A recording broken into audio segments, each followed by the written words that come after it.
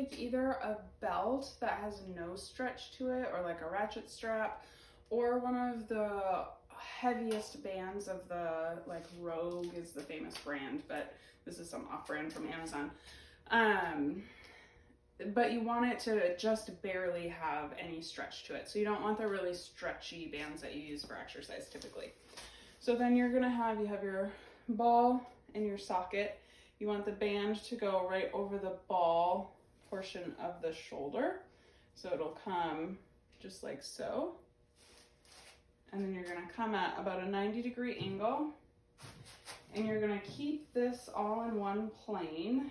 And then you're just moving your whole self forward. So now this is giving a direct pull on the ball of the joint, right, backwards towards me. And this should not be painful. You really shouldn't feel a whole lot, just some pressure. And then you're just gonna do some little oscillations here. So just forward and back.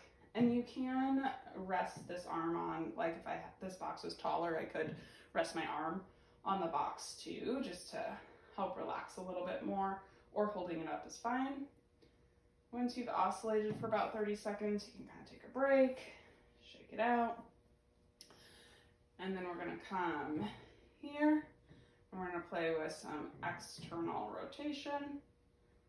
And again, it's not a huge motion, but we just wanna push into that posterior capsule, the back side of the shoulder joint. And you can see as I'm going, I'm getting a little bit more motion. It's not gonna be huge gains, but just slowly loosening that up.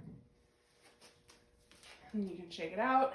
And you should notice afterwards, you can kind of test and see if coming behind the back feels a little bit better, or reaching backwards, kind of any of those motions that are pushing the shoulder joint forward. Now that we've given it some space, right, it should not protrude as far forward because we've loosened up the back side of the joint, allowing it to sit more neutral.